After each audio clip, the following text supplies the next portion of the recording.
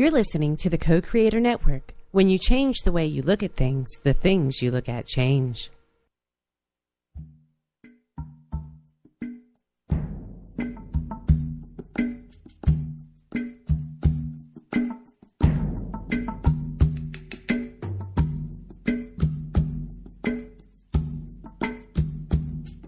This is HeatherAsh Amara with Toci Radio, tips on awareness, authenticity, and joyful integrity. Welcome back to Co-Creator Radio Network. And today we are in the middle of our alphabet series. Our letter is the letter O. And the word is open.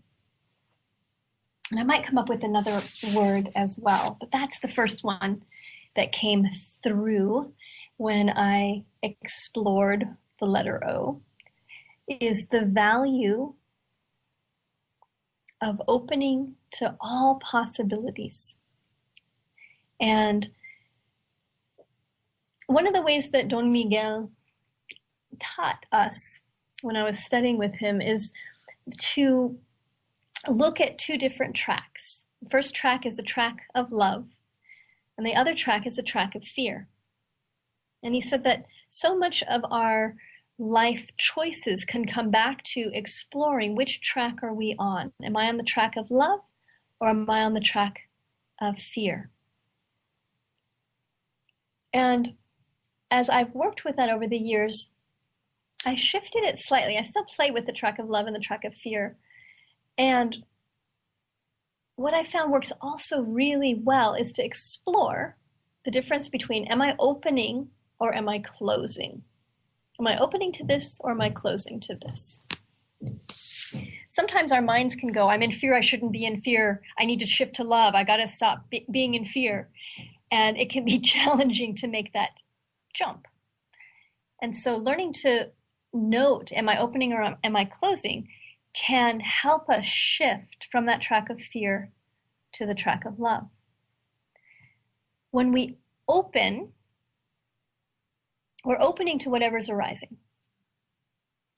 And so that opening might be opening to fear.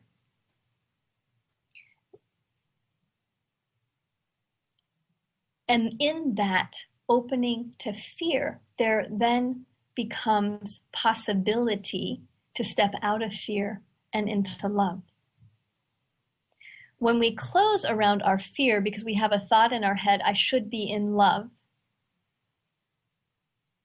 and we then close, it's very difficult to shift out of the track of fear because now we have gone into judgment or gone into I shouldn't be here, which tends to keep us stuck. Doing the opposite of opening and saying, I name what this is. And opening is a really deep awareness practice. When we open, we then stay connected to what's actually happening rather than what we wish was happening. And that then allows us to make more conscious choices. It's easy to open to the things we love, or that we like, or that are delightful. It's less easy to open to the things that are painful, or scary, or distasteful. And yet it's the opening that creates the healing. Because really what opening is love. When we open, we're allowing love to flow through us. So part of us is in fear, and we can meet fear with fear. We can meet fear with judgment, or we can meet fear with love by opening to the experience we're having, not feeding it. There's a difference between opening to something and feeding it.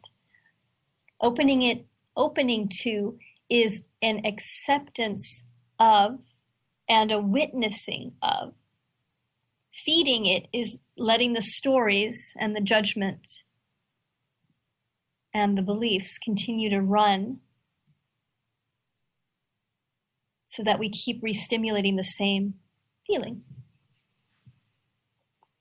If you're in blame or shame or guilt or anxiety, and you think about something, you can keep whatever the emotion is from that thought that's based out of anxiety or fear or guilt or shame or blame. You can keep that thought going forever. You can keep the feeling going forever, because if you are in blame, the moment you blame something or blame somebody, including yourself, you're closing and shutting down. And that energy then will kick up a story to help you explain why you're in blame or shame. The blame or shame or guilt story will then get repeated in your head, and it'll trigger the emotion again. So it becomes a loop that can be really difficult to get out of and can go on really for a long, long time. It's why we have family feuds that go on generations, because the story's gotten passed down and the story causes closure. It's why we have a difficulty getting over difficult situations or relationships, because we keep repeating the same story, which creates an emotion, which then stimulates the story again. To get out of that cycle, when we open to the story and we open to the feeling, not try and run away from the feeling, not feed the feeling. When we witness, when we come into that place of witnessing with open eyes, what's my story? What's the feeling? Then we can step into a new choice, step into a new pattern. One great way to learn the difference between opening and closing in your own life is to start with asking yourself, what opens me? What opens me? So what types of activities, what types of thinking, what kinds of books, what kinds of people?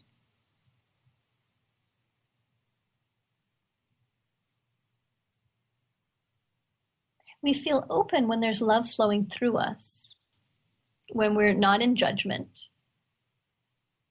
And there's a particular feeling in the body that comes from opening. So invite the wisdom of your body right now. Invite the wisdom of your body to give you an example of when you were really open. It can be any time in your life. It might have been when you were young. It might have been yesterday. It might have something to do with someone else, and it might not. It might have been a very fleeting moment, or it might have been a sustained state. But explore. What does open feel like in your body? What is open? What does open feel like? So ask your body to share with you what it feels to open. What does opening feel like in your body?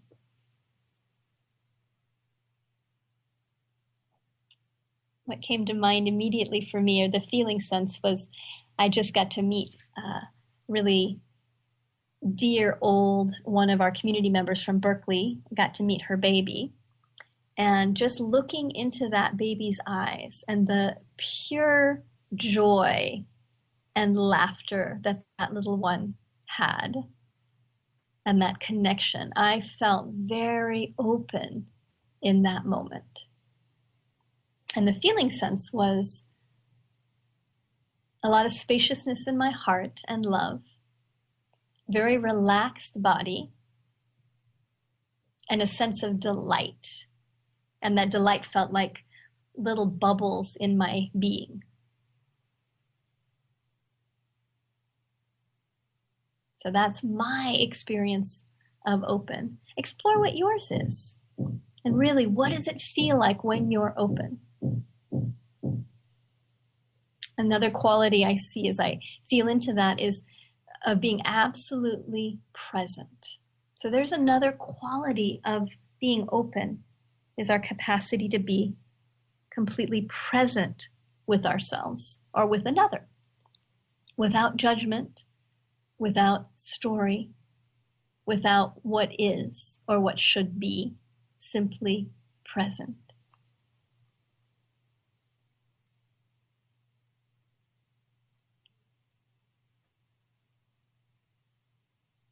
Good. And now, Mark, explore, what does closed mean for you?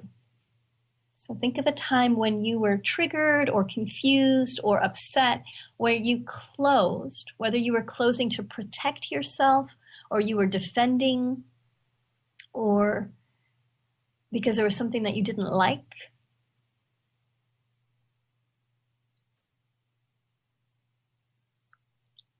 Notice, what does closing feel like in your body? So that would be the question to yourself to ask. What does closing feel like in this body? What does it feel like when I close?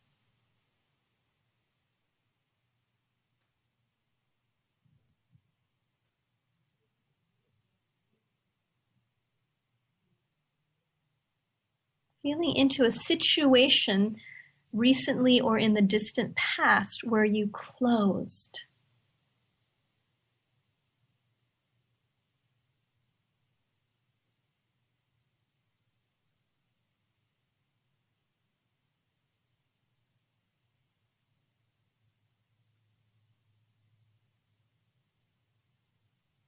And then just marking, what does that feel like in your body? So for me, the senses of a collapsed chest feels like my heart gets pulled back and that there's armoring in the front of my heart. The energy is of looking down as part of that closure. Shoulders get tight.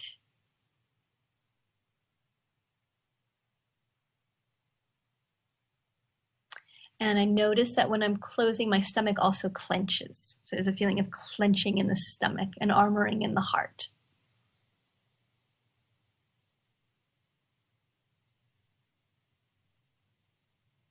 So once you've marked those two extremes of opening and closing, then know that there's a lot of in between.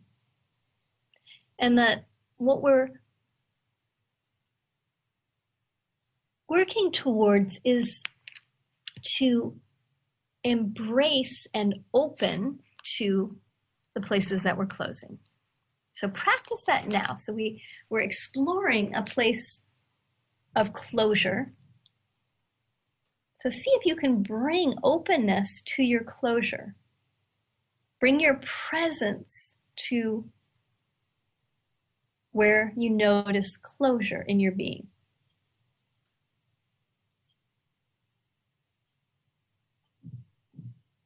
Bring your breath. Breath helps us to open. So that's another great way to explore, is that you bring your breath. Whenever there's a place where you notice that you're closed, start by activating your breath, breathing deeply into your belly.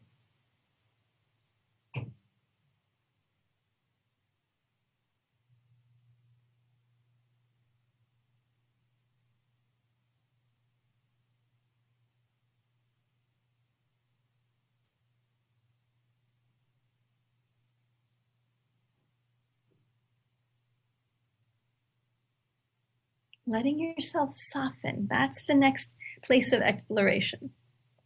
And then we take it out into the world.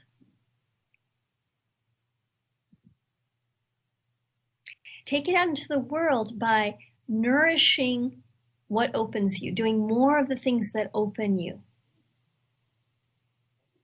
And practice sustaining the openness. And watching, this is fun. This is a great way to be in the world, is that You do more things that open you. And then once you're open, once you feel that sense of openness, then pay attention, really increase your awareness, open up your perception to watch what closes you, to notice what closes you. And then open to that closure. Instead of fighting that closure, instead of I shouldn't be closed, or I don't want to close, I want to stay in that open place. No, don't let me close. Stay open to the closure. As you open to the closure, you'll gain a lot of information, a lot of insight. That's a big gift. And that's fun. Because then we're gearing our lives to do more things that open us, and then open to the closures. And in that opening to the closures, we'll find our way back to our openness much more easily.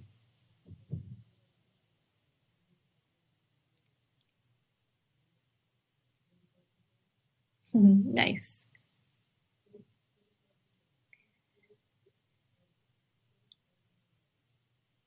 O also stands for outrageous. So there's another word to play with, opening to our outrageousness. And to be outrageous means that we're willing to be different, to stand out, to be full of life, to step outside of the box of what's familiar and comfortable, and to be big. Outrageous is a big word. And when we look at it at the positive sense of being over the top wonderful, we can connect to our own outrageousness and look at where are the places that you're keeping yourself small. The invitation is to do at least one outrageous thing a week that feels outrageous to you, not by other people's definitions of outrageous. But what feels outrageous to you in the most positive way? That's fun. That's what we're going for, is what's fun. That's something that you wouldn't normally do, but that feels really opening.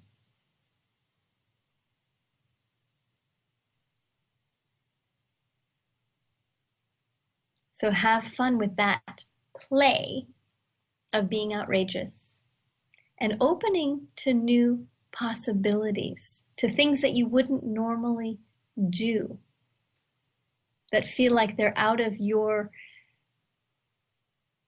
day-to-day life, that are outside of your comfort, that are outside of what's known for you.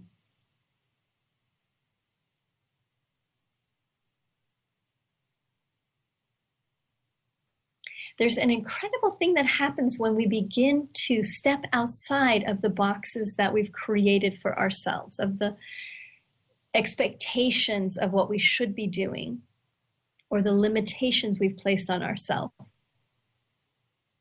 and start exploring and expanding into more possibilities in our actions.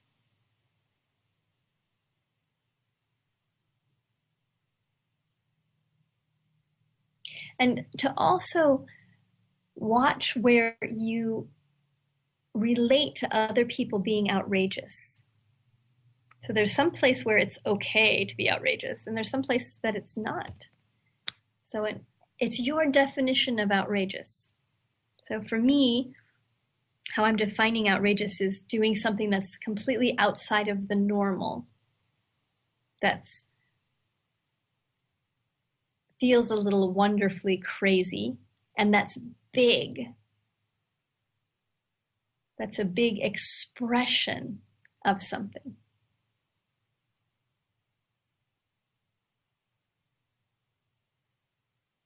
And in that outrageousness, we break apart the places we've kept ourselves small. So one act of outrageous a week. And the mindfulness to stay open at all times. To open to the closure. To open to the not knowing.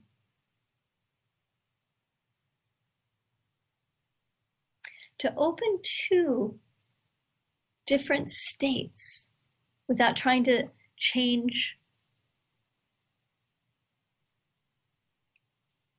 or manipulate them. To open with love into what is.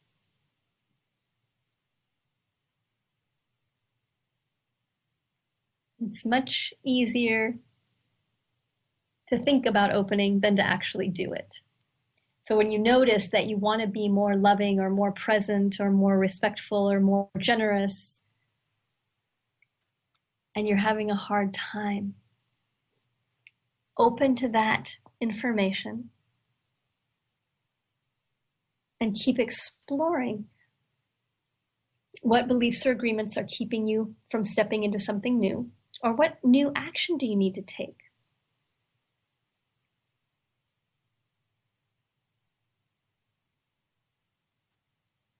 When we practice opening, it doesn't mean we don't have boundaries. I've been talking about this a lot recently, that opening isn't about never saying no. That's not opening. Opening is about learning to keep present and heartful during your no's, as much as you would with your no's as you would with your yeses. You can imagine a time that you've said yes, that you felt really open and excited and present, and you said yes to someone. You said yes to a project, or yes to getting a dog, or yes to going back to school, or yes in a relationship. Feel that feeling sense of yes and how that creates opening. And imagine, what would you need to do in your body? What would need to shift in order to be able to say no without much clarity and presence and joy in your heart, as if you were saying yes to something you were really excited about?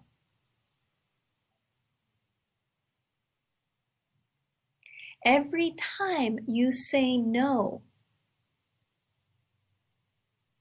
you have the option of closing around the no or of opening around the no.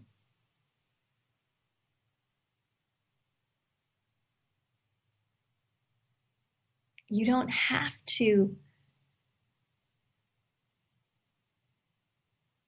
close in order to say no. And this is a huge undertaking, because it's much easier to close and then say no. And it's a big rewire of our entire being to learn to say no and stay open.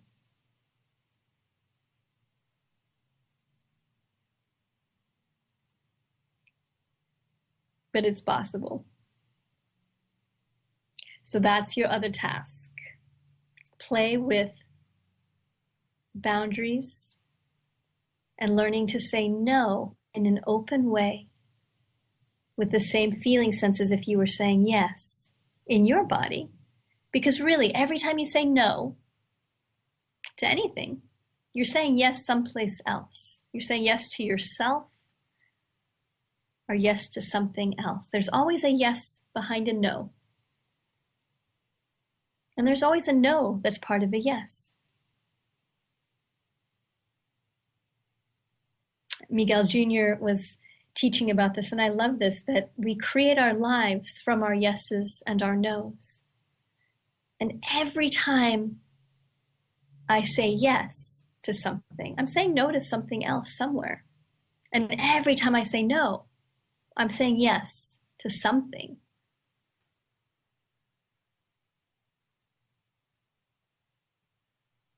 And that's how we direct our lives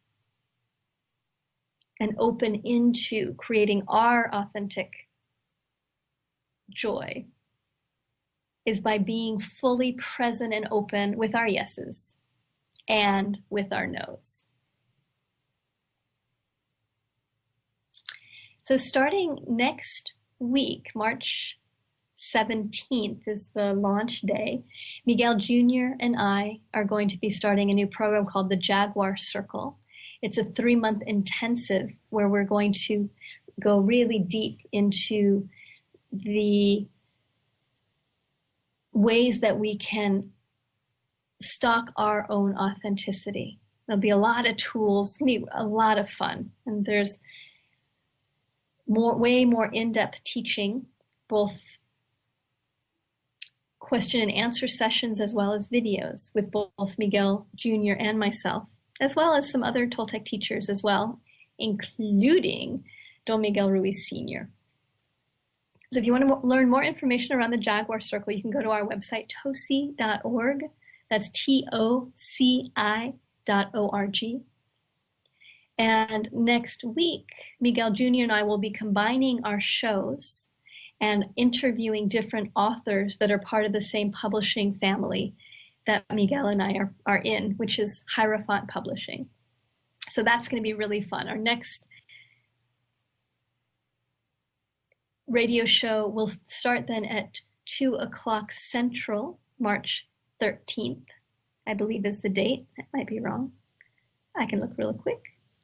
And we're going to be interviewing Sunny Dawn Johnson, who's a really phenomenal woman. Yes, it is the 13th. So March 13th, Miguel Jr., HeatherAsh, Amara, interviewing author Sunny Dawn Johnson. It'll be a great coming together of minds and hearts. So I hope that you can join us for that co-creator new series that starts on March 13th.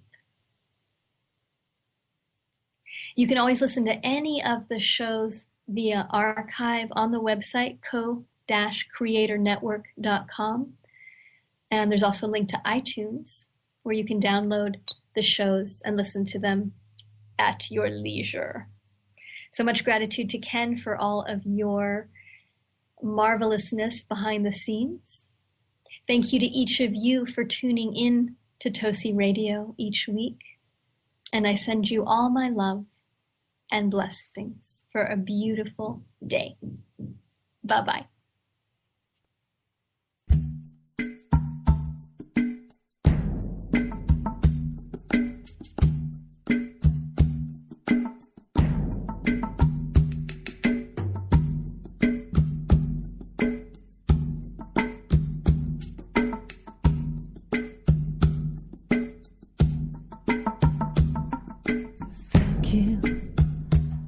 Say thank you, thank you, thank you, 'cause I'm so grateful, oh grateful, I'm so grateful. So I wanna say thank you for this day, Spirit, thank you for this day. Thank you for this day, Spirit, thank you for this day. This healing, this healing, this healing day. This healing, this healing, this healing day. Thank you for this day, Spirit, thank you for this day. Thank you for this day, Spirit, thank you for this day.